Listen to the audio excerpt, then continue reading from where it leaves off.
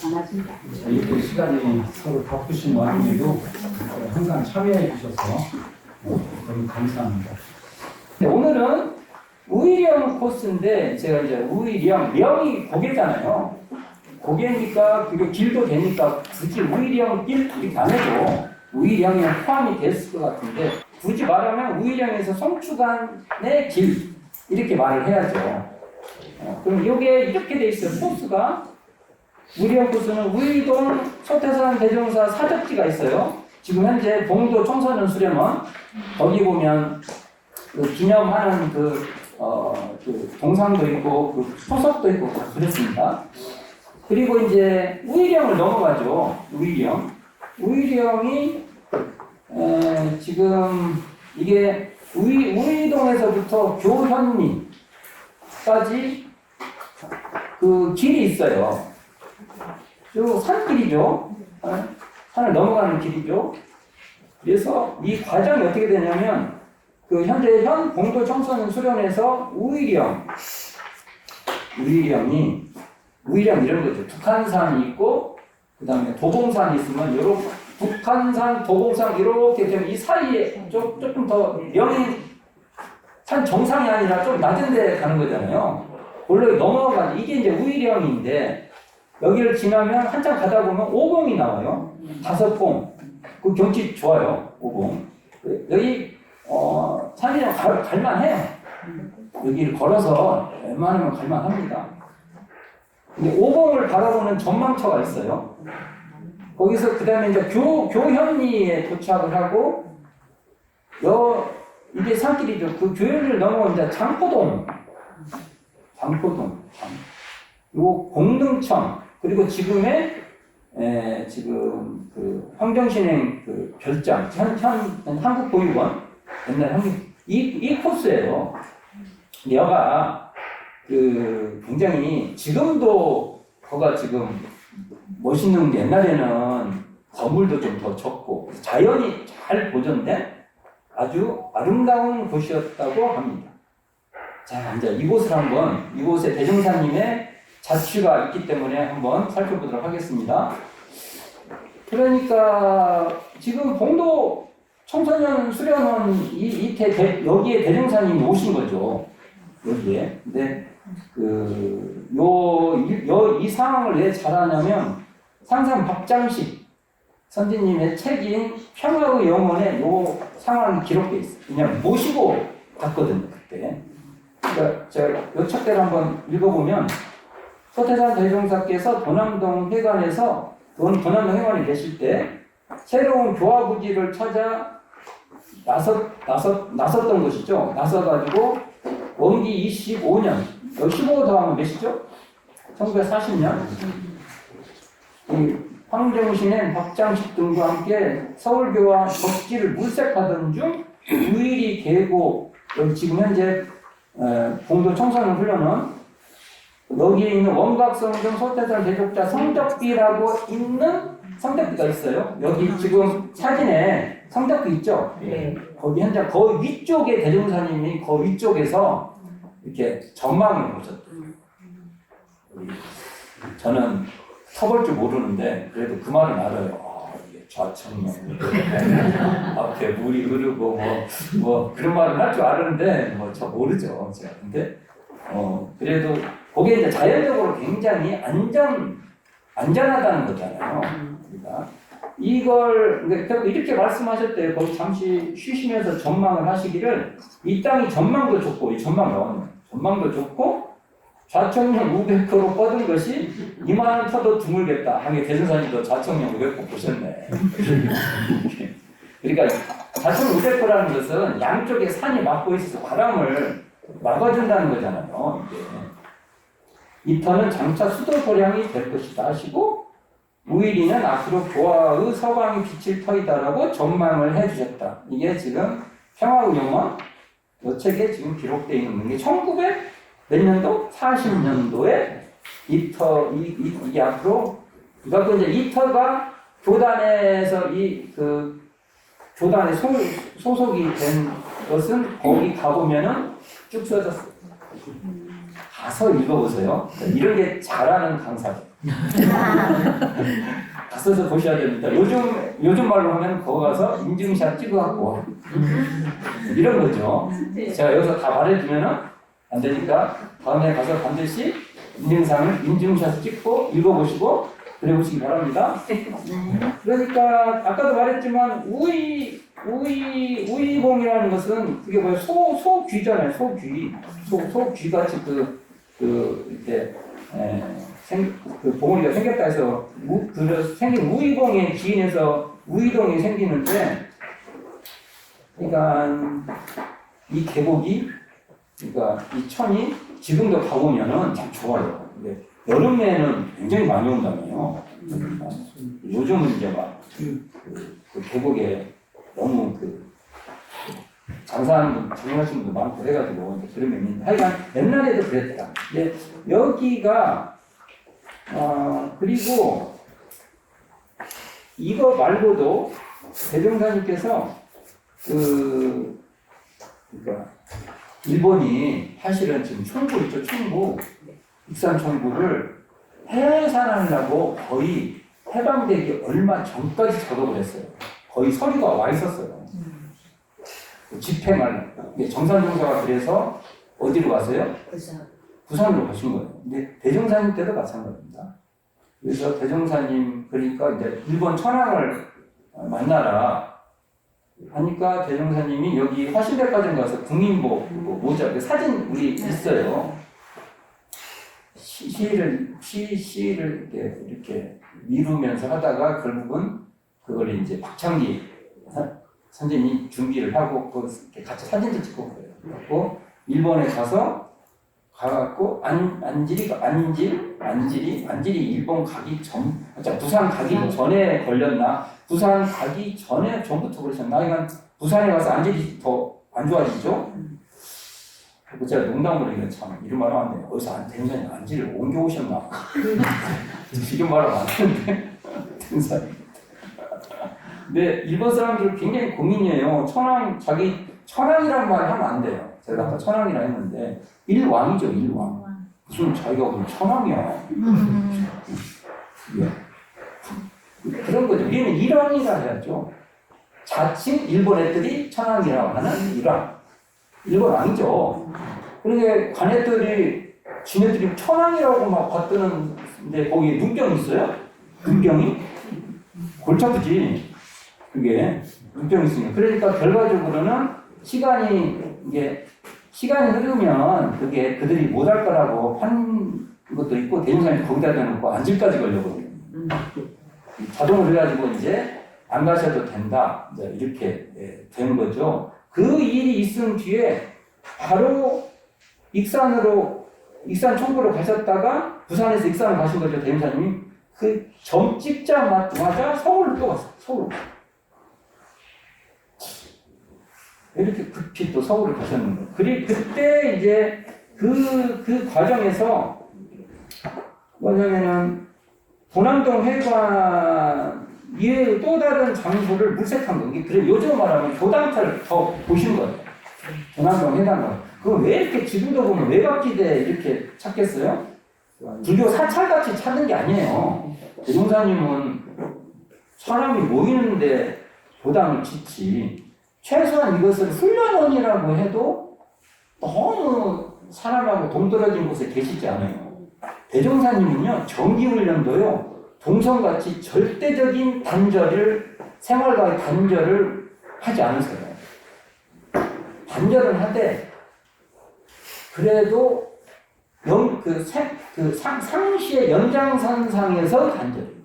우리가 이거 찾다가 안 돼요. 정기훈련 한다고 하니까 불교 스님들 막 반화선 하듯이 막. 제가 왜 이렇게 자신만만하게 말하고요? 대종사님 법설에 나와요. 대종경에 안 실린 대종사님 법설이 있으니까 이렇게 말을 하는 거예요. 근데 그 말이 맞죠. 대종사님 상시하고 창시를 잘해야 하니까 정기도 상시의 이 연장선에서 끊어져 버리면은 이게 결이 안 맞잖아요. 그러니까 설사 이게 어떤 우리로 말하는 훈련원 터를 잡았다 해도 아주 정말 그렇진 않아요. 근데 어쨌든 그리고 이때 당대 대종사님도 이렇게 막 어디 요즘 말하면 4대 문화 안에 있죠. 4대 문화. 4대 문화 안에 들어가기는 대종사님도 경제력이 안 됐던 거예요. 그러니까 요즘은 어디라고 해야 되나? 서울은 다 들어가기 어렵지만. 자, 이제 그렇게 이제 찾아서 그렇게 이제 찾으니까 어떻게 했냐면 대종사님 오셨다 보니까 황정신의 팔타우님이 대종사님 오셨다는 소식만 들으니까 그냥 바로 오신 거야. 대종사님 보고도 싶고 오셔서 이 말이 나온 거예요. 지금 장소가 좀 도남동이랑 협소하니까 좀 장소도 넓고 경치도 좋은 곳에 또 교당을 좀 더 요즘은 교당 하나를 또는 훈련 기관을 하나 더 좀 세웠으면 좋겠다 이런 의견이 내오니까 황정신혜님이 그런 얘기를 하죠. 그러니까 대종사님께서 100번 그러고 계시지만 교당 사정이 이게 다 금전 문제잖아요. 돈 문제잖아요. 어떻게 그렇게 할 수 있겠는가라고 말하니까 그러면 한번 가서 땅이라도 장소라도 좀 봅시다. 이렇게 된 거예요.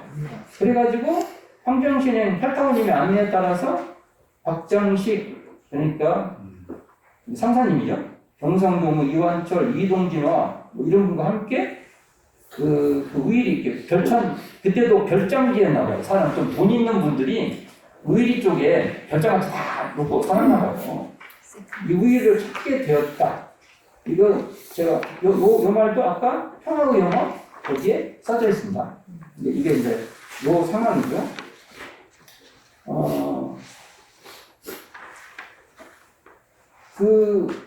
근데 보면 이때 이제 대종사님을 차로 팔타우님이 모시고 다녔는데,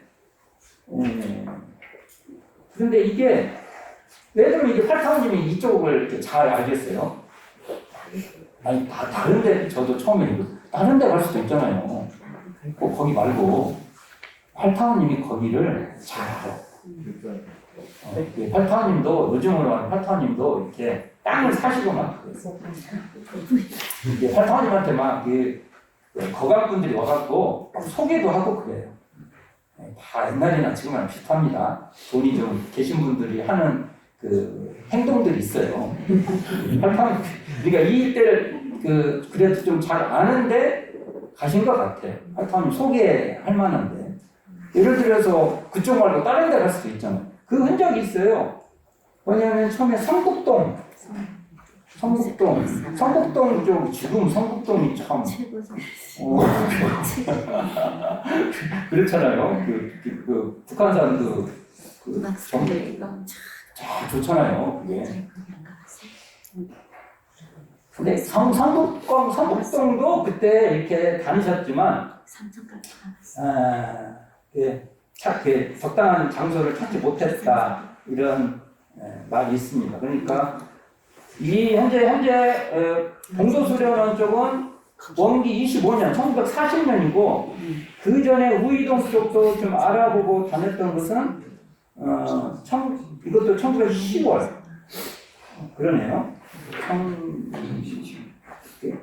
시기를 좀 잘 보세요. 그리고 재미있는 것은 대종사님이 남한산성에도 가셨답니다. 이제 이건 언제 가셨는가 잘 모르겠어요. 기록이 없어요. 그냥 가신 적이 있습니다. 남한산성도 가면 이거 대종사님이 가셨던 곳이구나 이렇게 알고 가는데 이때 이제 이 교무님이 누구였어요? 이완철. 근데 이제 그때도 보온병이 있었나 봐요. 요즘만 보온병 있는 줄 알았더니 일제 그때도 있었나 봐요. 보온병. 일제겠죠. 유리병 이제 물을 담고 왔는데 이렇게 털레타게 흔들고 가니까 그 안에 유리가 깨지는 대우사님이 부주의하게 가져가니까 그 깨질 건데 해서 주의를 줬는데 결국은 가서 자르라니까 유리가 나. 물이 나온 게 아니라 유리가 나온다.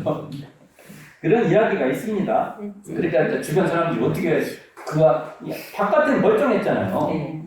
그러니까 대무사님이 귀신 같다고 보니까 이제 이완철님이 스승님한테 귀신이 뭐냐고 그래서 대무사님 이걸 보면 대무사님이 신통력보다 더 중요한 것은 주의하는 그 관찰력. 대무사님 관찰력이 굉장히 좋으세요. 상황을 살펴보시고 그런 걸 볼 수가 있습니다. 이런 걸 한번 옆 책에 있으니까 좀 한번 읽어보셔서 그러면 남한사상 가도 친근감이 있어야죠. 대형사님은 그 발만 뒤지면 난 친근해요. 갑자기 다 내 공간 같아. 그 참 심리적으로 제가 그래. 그리고 우이동 가도 거기는 다 내 거예요. 다 나는 우이동만 가도 다 내 거예요. 우이령곡에 넘어가도 그 착각이죠. 나하고 다 연관이 있다고 생각하고, 그 다음에 지금 봉도수련원 있는 그 공간에 이제 이렇게 포석도 있고 설명서도 있고 그러니까 잘 읽어보셔서 이 공간의 맛을 좀 잘 느끼기를 바랍니다. 그리고 이제 환경신행 별장이죠. 양주 송추인데 이게 송추가 참 넓은가 봐요. 지금 명칭으로 되어 있는 것은 지금 환경신행 별장인 한국보육원에서 상당히 떨어진 데를 막 송추라고 하는데 옛날에 그 일대를 다 송추라고 했던 것 같아요. 그러니까 넓은 개념으로 그렇게 보면 1923년 그러니까 여기 25년에 지금 현재 봉도 청소년 수련원보다 더 일찍 어디를 가요? 환경신행님 별장이 있는 현재 양주 송추 그 일대를 가죠. 여기를 별장 있는 데를 지금은 그 한국보육원 주변이 쭉 천이 흐르는데 이걸 공릉천이라고 해요. 좀 굉장히 길죠. 원래는 이름으로는 공릉천 근처에 공릉천 길잖아요. 하여간 그 이때 가시는 건데 여기도요. 이 차 재밌는데 이 터를 왜 황정신행님이 이 터를 구입할게요? 그게요. 옆에 짝을 보세요. 황정신행 별장은 원래 이동진마님의 부근되는 이기용의 형님 땅을 황정신행이 매입한 것이다. 이게 조정근 교무님이 효사님이 부수랍니다. 이거 맞을 거예요. 왜냐면 효사님하고 팔타우님은 항상 어디 같이 왜냐면은 옛날 얘기도 많이 해주시고 해서 이게 자 이걸 보면 원기 23년이니까 세보에 대종사님이 원기 23년 음력 3월 23일 1938년 음력 3월 23일에서 상경하셔서 서울에 오셔서 음력 4월 7일 이상청구를 귀관했다고 나옵니다. 그러니까 근 한 2주 정도 있는 이 기간에 아마 가셨을 가능성이 높다. 여기를 이런 것을 할 때 이때 몇 분들이 가냐면 6분이 가세요. 여기에 이게 나중에 그 황정신행님이 이렇게 설법을 할 때 이 얘기 많이 하셨어요. 여기 가셨던 얘기도 많이 하시고 근데 이제 자 이런 사실관계는 따져보고 중요한 것은 이때 대종사님이 하셨던 법설입니다. 그래서 268쪽 해보세요. 268쪽. 이런 걸, 이 법설이 중요해요. 법설이. 여기 보면 제가 267쪽 보면 이렇게 돼 있죠. 이 사진을 우이령나무 송추가는 도중에 계곡이라고 하는데, 이 5봉이 보이는 계곡인데, 이건 그냥 찍어서 올린 거예요. 여기 아니에요. 여기 공릉천에서 아마 이 법설이 이루어졌을 거예요. 거의 한국보육원 가까이 있는 공릉천. 그렇게 봐야 맞습니다. 근데 사진이 이뻐서 올린 거예요. 지금 생각해보니까 이게 이쁘다고 올리면 안 되는데, 이쁘다고 올렸구나. 지금. 자, 보면 여기 보면 원기 23년 소태산 대종사는 우이동에서 우이령을 넘어 공릉천 냇가를 따라 황정신행의 별장, 지금 한국보육원을 1차 다녀오신다. 이게 소태산, 그런다, 그러죠? 그러니까 1차 다녀오신 게 이때인데, 자, 이 뒷장 넘기세요. 법서를 쭉 한번 읽어보겠습니다. 이 법서를 읽는 것보다 더 중요한 건 없으니까. 이 양주 땅은, 이 법설은 한우란신문 제3호에 원기 80년 3월 23일 서울교당 1호 법백대 황정신행 8타운님의 설법이에요. 그러니까 이걸 한번 쭉 한번 읽어보겠습니다. 이 양주 땅은 우리가 한국보육원이죠. 있는 원기 23년에 선조 38년에 대종사님께서 오셨던 곳이다. 안내를 하던 나는 길을 걸으며 무심히 솔잎을 땄다. 이때 대종사님께서 설법을 해주셨다. 하찮은 풀포기 하나, 나뭇가지 하나 꺾는 것이 곧 생명을 귀하게 알지 않는 마음이 되어 드디어 큰 죄를 짓게도 된다.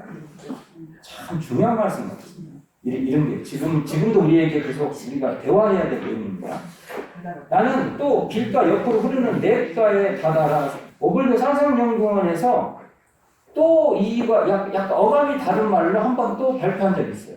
이때 이게 지금 한국보육원이 있는 개천이라는 말씀이 계세요. 그러니까 우리가 이 본문을 어디서 읽으냐면 어딘지는 잘 모르지만 한국보육원 가까이 있는 냇가 어디선가 읽으시면 됩니다. 어디라고 제가 하나 세울까? 아니 법설지라나 다다가 그대로 들어가 세수를 하게 되었다. 세수를 하신 거예요. 그러나 대종사님께서 물속에 들어가시지도 않고 물 밖에서 두 손을 모아 물을 떠서 세수를 하겠다. 그러니까 물을 이렇게 아껴서 이렇게 쓰신 거예요. 근데 그렇게 안 해도 그때 오염이 심하지 않을 판인데도 대종사님 그랬다는 거예요. 그러면 흐르는 맑은 물이라도 함부로 쓰면 다음 생에는 물이 없는 곳에 태어나 고초를 받는다. 이렇게 대종사님께서 다녀가신 땅에 보육원을 마련한 것이 우연이 아닌 것 같다. 이게 구도역정기에 나와 있는 이 내용인데 그 뒤는 이제 또 방금 읽은 것은 구도역정기이고 지금부터 읽은 것은 이제 한글한신문에 나온 겁니다. 불법명계를 2, 3년 다니기 시작한 어느 때 종사님이 오셨는데 이완철 선생님 보고 하시는 말씀이 저 사람 황정신행이 좋은 땅이 있다는데 구경 한번 갈 수 있냐? 꼭 그러시오. 그래서 내가 옆에 있다가 구경 가신다면 제가 안내를 해드리죠 하였더니 그럼 내일 가자고 그러셨다는 거죠. 중간 생략하고 그런 생각으로 길을 가다가 그러다 이제 가는 과정이라는 거죠. 가다가 솔잎을 뚝뚝 뜯어서 괜히 민망하니까 대종사님 왜 뜯었냐면 민망해서 뜯었다는 거예요. 손도 심심하고 이제 우리 그잖아요. 막 뭔가 이상한 거 하잖아요. 그런데 대종사님이 이게 아마 뭐라 하신 거죠. 그 하지 말라고. 어째서 솔잎을 그렇게 뜯어? 하시니 이것이요. 이렇게 솔잎 이렇게 뜯어. 이런 말이겠죠. 하시니 옆에 있던 만철 선생님이 뜯으면 어떻습니까? 저희들도 산에 갈 때면 나무를 꺾게 해도 되고 솔잎을 뜯게 되는데요. 그렇게 말씀했다는 거죠. 저분도 그러시는구나 하니 내가 조금 안심됐다는 거죠. 그런데 종사님이 다음에 이 과보를 받을 수가 있다고 그러셨다는 거예요. 이 과보라는 게 전생 후생 그 과보가 아니라요. 그러면 우리가 좋지 않은 거야. 이렇게 이 언어를 또 과보라고 하면 또 이제 우리가 생각하는 과보 있죠. 이게 아니라 이런 것은 서로에게 좋은 게 아니야. 그런 언어예요, 이게. 모두들 종사님 말씀이 부끄럽고 땀이 나서 개천가로 가서 물을 퍼내듯이 얼른 세수를 하면서 모두들 손들을 씻자고 했다는 것이죠. 그러니까 대종사님 이 말이 참 재밌습니다. 정신행이 얼굴이 크다. 요즘 최고 싫어하는 말인데. 제가 그래서 이거 유튜브에 보면 제가 경성전에 얼굴이 크다라는 제목으로 올려놓은 거 있어요. 한번 보세요. 여기 이거 따서 쓴 거예요. 재밌잖아요. 얼굴 크다. 재밌잖아요. 이거 세수를 했다고. 네 얼굴이 크다. 그래서 더운데 세수하세요 하고 말씀드렸더니 그렇게 해서야 쓰다니 전라도 말이죠. 사실 그러면서 어떻게 해요? 했더니 세수를 하는데 요렇게 떠서 요게 이제 말로 하니까 이게 모습 있죠. 포시 떠서 이렇게 떠서 여기서 거기서 막 물 있는 데서 푸쳐자고 떠서 이 물 없는 데서 이렇게 떠서 어디까지? 이렇게 되는 거예요. 그렇죠.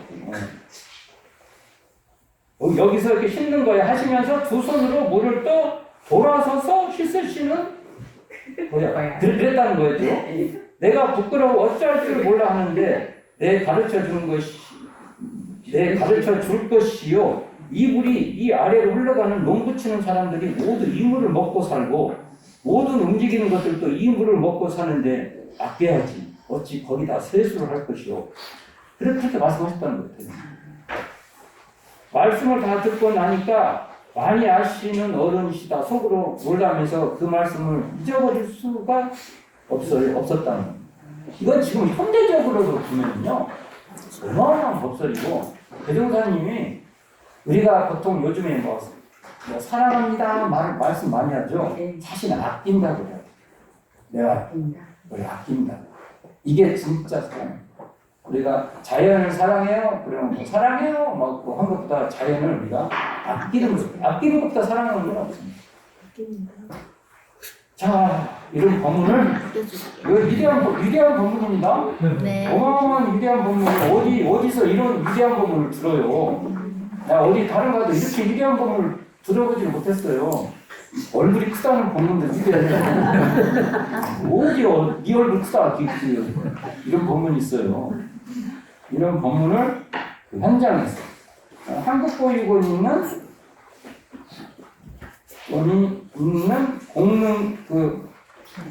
공릉청 일대 거기 가셔서 이 법문을 읽어보셨으면 좋겠어요. 자, 그리고 그 뒤에 이제 이건 대전사님 강대 얘기하는데 우리가 지금 대산 김대거 종사 님이 해결해 친구 간호하다가 동료 이런 법동기죠. 하나다 옮기셨어요. 이게 참 대산종사님 대단하죠. 얼마나 안 한다고 도망갈 판인데 같은 동료니까 참 그런 거 보면 참 대단하죠.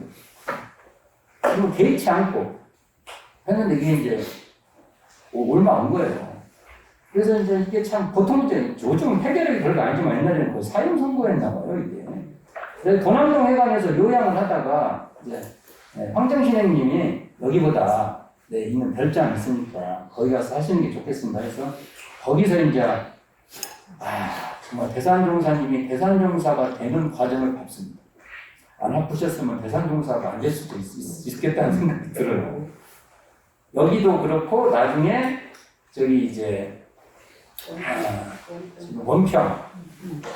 원평에 거기서도 이제 산을 이렇게 다니면서 그 철학송이라든지 일체 그 법설들이 거기서 나오지 않습니까? 근데 여기서도 처음에는 심각하게 못 갔는데 점점 기원해서 장포동도 가고 진달래 동상 거기 한국거기 보면 경대문 진달래 쫙 피는 진달래 동상 거기서도 기도도 하고 선도하고 약초도 캐고 그래서 차차차 몸이 좋아져서 이때 몸이 좋아지셔가지고 그 전제동포 구호사업 할 때 서울 출장소를 세우는데 주산종사님이 대산종사에게 너 거기 가서 그거 해. 지금 네 생각에는 대산종사가 이렇게 크고 주산종사님 그렇게 생각하는데요. 이때 당대로 얘기하면요 거의 주산종사가 스승님이에요. 이런 감이 있어요. 그렇잖아요. 그러니까 대통령이 되고 나면은 전에 자기가 배웠던 사람이 좀 그렇잖아요. 그렇게 되지만 개인적 역사에서는 스승님들이에요. 거의 이제 그러나 법평이죠. 법평. 그러니까 그 주산종사가 막 약도 많이 보내고 막 그래요. 그리고 약겼죠. 그래서 서울 사무소 소장을 해라고. 근데 이때 건강이 여기서 많이 좋아지셔서 회장도 하셨는데, 소장도 하셨는데 또 악화돼서 이번에는 이제 정상종사님이 모든 일을 다 업무에서 빼버립니다. 이게 아낀 거예요. 아낀 거예요. 무엇보다 아낀 거예요. 그래가지고 지금 원태 브릿골이 아니죠. 거기 어디냐면은 지금 옛날에 금평 과수원, 과원, 그러니까 금평 요양원에 보낸 거예요. 지금 저수지 안에 들어가 있어요. 옆으로 새네요. 내가 말이 계속. 서울 얘기가 아니라 막 딴 데로 가네요. 거기까지 해요. 근데 이때 그러면서 대산공사도 그때 이승만, 김구 등 그 많은 정치인들을 만나게 됩니다. 정치인들이 그냥 만나겠어요. 대산공사에서 뭔가 얻을 게 있으니까 만나면 좋으니까 만나는 거죠. 주산종사도 그렇게 본란 주산종사가 돌아가셔 버리니까 주산종사는 너무 아깝습니다. 내 개인적으로 너무나 아깝습니다.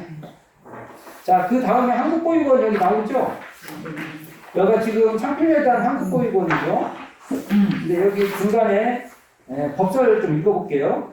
여기 사진에 한국보육원 설립자 황정신의 동상이 있습니다. 여기 가셔도 나한테 막 화로 다니지 마시고 황정신의 동상에 가서 인사 한번 하고 가세요. 감사합니다 하고. 자, 여기 보면 읽어볼게요. 말씀하시기를 돌아오는 세상에는 집집과 동리동리에 무탁한 노인과 그 어린이, 유아를 보호하는 기관이 많이 나서 거리에 불쌍한 사람이 없고 혹 그러한 사람이 발견되면 서로 데려다 보호하려고 경쟁하기까지 하리라. 우리 세상에서 이 법을 기반으로 시설하여 먼저 실행한 사람은 황정신의 인이다. 이게 대종동 선례로 교화 기원장 7절에 있습니다. 이런 말씀도 이 황정신님 동상 같은 데서 읽어보면 알 수 있습니다. 대종사님 인정한 거잖아요. 그리고 황정신은 왜 그럼 이런 자선사업 같은 걸 많이 했냐? 대종사님께서 공도에 헌신하는 사람을 친부모처럼 잘 섬겨라. 시골 농가 아이들을 데려다가 타가소를 만들고 일손 바쁜 부모들을 도와서 농사일을 더 잘하게 해야 한다. 라고 자신에게 자주 했던 말씀이 떠올랐다. 대종사님이 우리 사유 보세요. 보세요. 사유 보면은 타자녀 교육도 있고 공로자 숭배도 있고 가끔 저한테 이런 말을 해요. 대종사님이요. 사타에 북한이 없는 이런 쌍자리를 아니까 타자녀 교육도 하는 거예요. 그리고 공도자, 공익사업도 하는 거예요. 이런 쌍 진리를 깨친 분이니까 사유를 하는 거예요. 그러니까 사유는 이런 쌍은 작용, 발현. 그러니까 사유 따로 있고 이런 쌍 따로 있고 이런 식으로 교육 공부가 되놓으면 대종사님 본의가 아니에요. 그러니까 딱 봤을 때 금기가 있어요. 저 사회사업 같은 거 할 수 있겠다. 그러면 그래서 대종사님께서 활타우님이 익산에 오면은 어떻게든지 변성을 시켜야 되겠다 하는 거예요. 변성이 뭐냐면 우리가 하는 이런 쌍을 신앙의 대상과 수행의 표본으로 삼도록 만들겠다는 거죠. 그래야 생색 안 되고 사회사업도 하고 사유를 실천할 수 있잖아요. 사유를. 대종사님 258쪽 펴보세요. 258쪽. 자, 이거 봅시다. 사회사업의 뜻을 세워보시오. 요 얘기인데, 요 본문 한번 읽어보겠습니다. 원각성종 소태산 대종사 1화집에 있는 내용인데, 저는 신식교육을 또 받았고, 부잣집으로 시집가서 물질적으로 부러울 것이 하나도 없습니다. 그러나 남편은 물질적 풍요를 주는 이상으로 정신적 고통을 주고 있습니다. 그러니까, 다 안 주나 봐요. 그래서 세상 사는 것도 별 재미도 없고, 남편은 사랑보다는 미움이 앞섭니다. 지옥 같은 이 생활을 어떻게 해야 벗어날 수 있을까요? 극락과 지옥은 다 사람의 마음속에 달려 있습니다. 세상을 원망하면 지옥 생활을 하게 되고, 세상을 감상하면 극락 생활을 할 수 있는 것입니다. 요즘 우리로 말하면 원망 생활, 감사 생활 돌리자 그거죠. 그 뒤 중요합니다. 세상 사람들을 원망하고 남편을 미워하는 마음을 없애야 합니다. 그 사람들 때문에 큰 발심이 나서 영생길을 찾게 되었으니 모두 은인이 아니겠습니까? 이게 사은. 근데 이 사은이 되려면 그냥 돌아오는 게 아니라요. 이런 쌍의 안목, 이런 쌍 마음 공부가 이렇게 같이 갔을 때 사은이 드러나요. 자, 이런 게 사은이라고요. 우리가 보통 나한테 있는데 뭐가 이렇게 사탕 하나 더 주고 그게 사은이 아니라. 그러니까 우리 원불교에서는요, 신심이 공부심과 연결이 안 되면 안 돼. 신심만 갖고 안 돼. 신심으로 다 된다고 말하면 큰일 나. 나중에 이게 문제가 확 빠져요. 자, 이거 보세요. 이렇게 나오죠. 그러니까 공부심 있는 사람이 은혜가 사원이 이렇게 보여요. 그게 우리의 신앙심. 이게 신앙심은 공부심하고 따로, 난 신앙심이 있는데 공부심은 없어요. 말이 안 돼요. 어불교에서는 말이 안 돼요. 변호사님 가르치면 말이 안 돼요. 다 연동돼 있어요. 말이 되죠? 제가 하는 말이? 그러므로 가족이나 남편을 모두 부처님으로 알고 부처님께 불공하듯 잘 받들고 섬기면 모든 일이 잘 해결될 것입니다. 이게 지금 천차불상 사사불공 얘기잖아요. 천차불상 사사불공을 하려면은 아까 같이 그러한 공부심이 없으면 불가능해요. 이런 쌍의 경지를 내가 알려고 하는 발심이 없으면 또 불가능해요. 근데 그냥 나는 이렇게 믿으면 다 된다. 아니, 그만 필요하죠. 근데 그걸로는 시작은 돼도 계속 안 된다는 말 하는 거예요. 그리고 이철륜이 와서 금강산에서 서로 만나 나를 찾아가게 되었으니, 이철륜이 금강산에서 황정신을 만났는데 거기서 가마를 준 거예요. 그래가지고 이 불법연구에서 대종사님이 찾아온 거예요. 우리도 이철륜 선지님 같은 역할을 해야죠. 잘 마음에 대놓고 부모님 생각하면 내가 대종사님한테 난 한 게 뭐가 있는지 한번 가슴에 얹혀놓고 더 해야겠다는 생각을 해보세요. 두 사람은 소중한 인연이라 서로 영원한 도반이 되어 함께 공부 잘 하길 염원합니다. 정신행은 물질적으로 부유한 사람이니 부유한 분이죠. 부유한 사람들을 위해서 그 물질을 잘 활용하면 영원한 세상에 그 복락이 한이 없을 것입니다. 장차 자선사업이나 사회사업의 뜻을 세워보는 것도 좋을 것입니다. 아니, 법설이 참 어마무시합니다.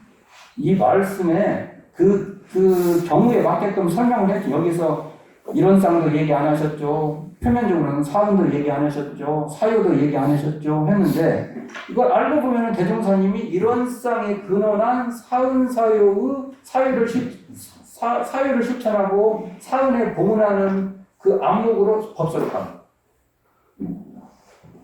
맞잖아요. 법설. 자, 그런 게 있다. 그래서 거기 가서 이 황정신혜님은 정말 이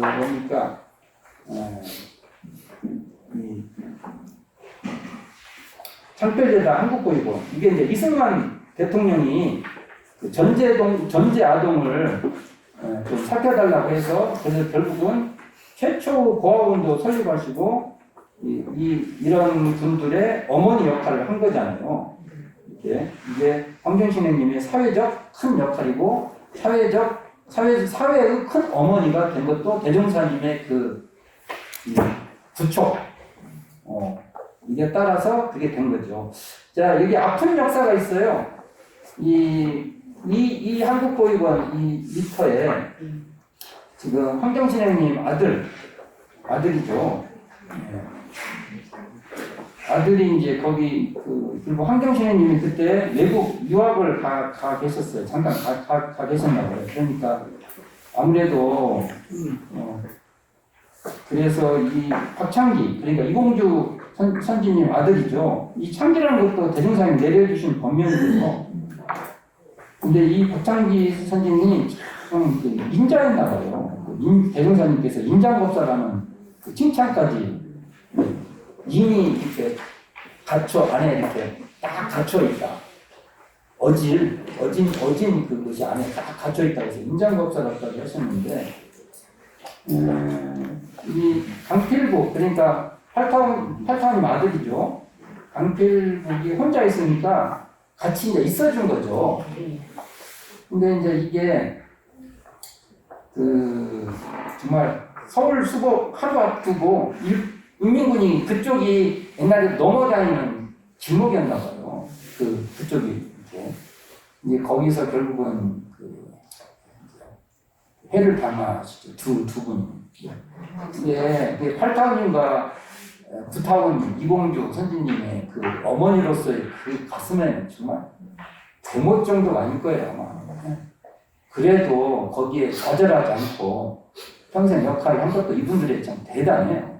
근데 박창기 이분은 좀 뭐랄까, 신문명? 그러니까 해외 포교기를 준비하셨던 거고, 동료 후배들을 막, 요즘 막, 이 서울에 막, 대학교에 막 보내요.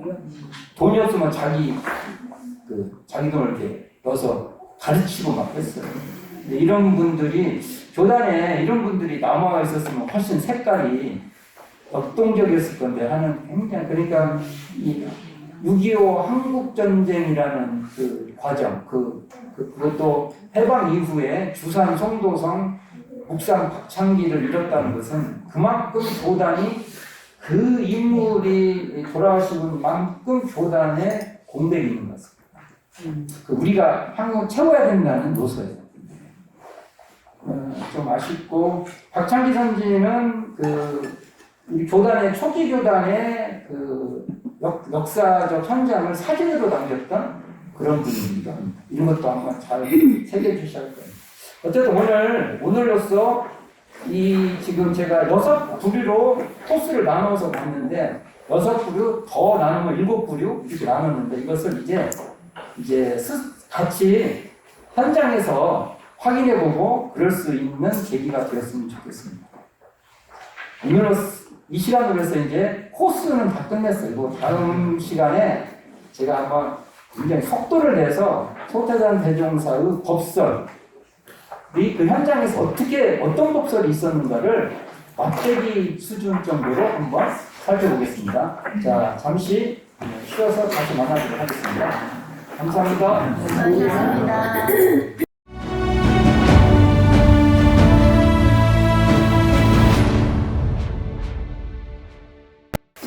오늘이 제가 이 순회 코스로 한번 말씀을 드렸죠. 앞에 요 교재 제가 말했으면 이 시간이 지금 이 책 소태산 서울품달을 혼자 봐도 이해가 되는 것을 하기 위해서 하는 것이지, 제가 이거 모든 걸 다 설명하려고 하는 게 아니에요. 자, 이 책의 442쪽 보면 제가 서울 성적지 순례코스, 왜 성적지라고 했냐면 성자의 자취가 어려움은 그러한 도량이죠. 그걸 순례를 하는데 제가 6개로 나눴어요. 이 6개도 지금 교단의 공식적인 코스가 아니에요. 제가 이 책을 쓴 사람으로서 이렇게 할 수 있잖아요. 그렇죠. 공적인 거 아닙니다. 그래서 북총길 코스, 그리고 광화문길 코스가 제가 이제 이렇게 따로 정리해 놓은 거예요. 그래서 이 길은 정말 중요한데 잘 안 가요. 그래서 특별히 다음에 직접 이 코스를 저희들이 순례를 해볼 겁니다. 어찌 보면 굉장히 좋은 거예요, 이게. 저하고 이 책을 쓴 사람의 입장의 시각을 말해볼 그리고 그것을 들을 수 있기 때문에. 그리고 낙산길 코스는 굉장히 포괄적으로 넓어요. 그래서 둘로 나누고 싶었는데 너무 많아져요. 낙산이라는 것은 지역적으로 공간이지 않습니까? 그래서 그러나 이걸 좀 세부화시키면 하나는 창신길, 그러니까 창신동회관 회관을 중심으로 하는 창신길 코스가 있을 것이고, 그 다음에 도남동회관을 중심으로 하는 그런 낙산길 코스가 있을 거예요. 그리고 이제 네 번째가 경성역, 대종사님이 처음으로 서울에 발을 내디셨고, 또한 이제 서울의 관문이죠. 그걸 통해서 다른 데도 가시고 그랬던 경성역 코스, 그 다음에 남산길 코스, 오늘 해야 될 우일형 코스. 근데 이게 우일형길 코스 그게 맞는가, 우일형이 맞는가는 고민을 좀 해봐야 될 것 같습니다. 다 같은 말일 것 같은데, 그게 령이라는 게 고개니까, 고개라는 말 자체에 길이 있으니까 그냥 우일형해도 틀리지 않을 것 같다는 생각이 듭니다. 그래서 이제 오늘은 이 우일형 코스에 대해서 나가볼까 합니다. 전에 항상 저희가 직접 관리할 수 있는 성적지가 서울에는 그렇게 별로 없어요. 창신동회관이 지금 저희 소유로 돼, 그것도 전부는 아니에요. 저희가 원래 창신동회관 터를 전부 구입한 건 아니기 때문에. 그리고 이제 뭐 예를 들어서 지금 오늘 지금 나가는 그 환경신행 별장으로 되어 있는 한국보육원 그 정도가 우리가 어떻게 그래도 접근이, 나머지는 이제 그러지 못하죠. 대부분 못하지 않습니까? 그러면 예를 들면 지금 도남동 해관터 이 공원이잖아요. 그럼 어떻게 할 것이냐고 저한테 자문을 의견을 물어봐요. 그러다가 저도 생각을 해보면 거기가 일원상을 최초로 봉안한, 서울 지역이 최초로 봉안한 곳이고, 저는 이것도 개인적인 말 할 수 있잖아요. 저는 백악전에 일원상을 봉안하기 전에 신축 그 건물을 지어서 그 시험을 해봤던 곳이 바로 도남동 해관이다. 이렇게 저는 봐요. 그렇게 서울이 중요한 겁니다. 미리 다 해보세요.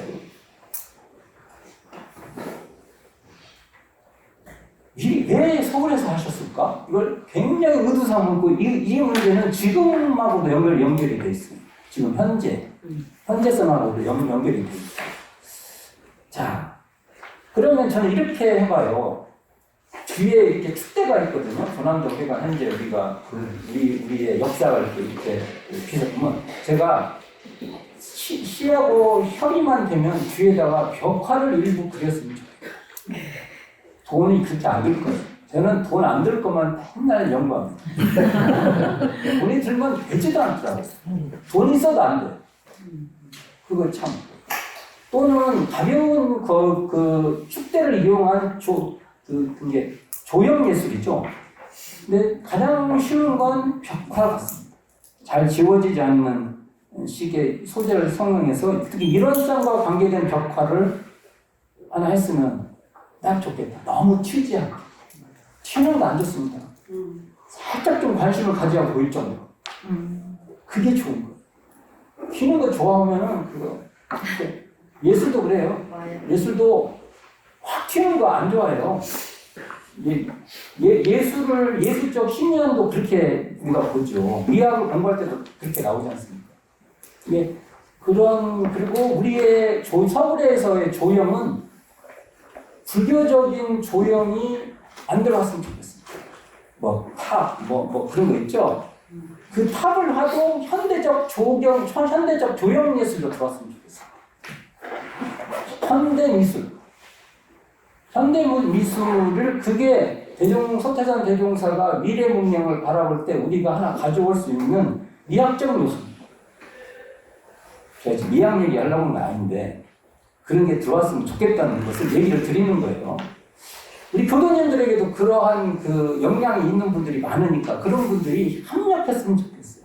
그런 시점에서. 또 창신동 회관에는 그 건물에 유공인의 역사와 영상을 제가 하자고 한 적이 있어요. 그래서 제가 이게 468쪽 펴보세요. 468쪽. 68쪽 보면 여기 보면 제가 이렇게 사진 쫙 놨잖아요. 이게 우리 초기 교단 회고 제14호에 보면 경성지구 연역 상황이라고 해가지고 경성 출장소 창립 발긴 13인이 기록되어 있어요. 13인. 그리고 나중에 이제 이것은 뭐냐면 창신동 해관에 건립의 유공인이라는 소리죠. 그 뒤에 경성 지구, 앞에는 출장소는 창신동 해관을 말하고요. 경성 지구는 도남동 해관을 말하는 거예요. 그것까지 합치면은 3명을 더 플러스해서 16인 이렇게 있어요. 이분들의 이렇게 사진하고 역사를 간단하게 이렇게 쭉 이렇게 해서 뭔가 우리가 가면 이렇게 유공인을 항상 기릴 수 있는. 그리고 제가 이 책에 354쪽 펴보세요. 354쪽. 여기 보면 제가요, 저도 참 별 일을 다 해봤는데 경성 회원 명단이라 가지고 초기 교단의 월말통칭 월보 회보에 등장하는 이름들은 다 모아봤어요. 이걸 그대로 그 어딘가에 법명을 쭉 이렇게 우리 선진님들, 우리 이 서울의 대종사님 당대의 교도님들의 법명을 이렇게 모셨으면 좋겠어요. 어때요? 이것보다 더 큰 장엄이 있나요? 이렇게 장엄하는 것이 훨씬 우리에게는 뿌리도 알고 의미도 있고 그럴 것 같습니다.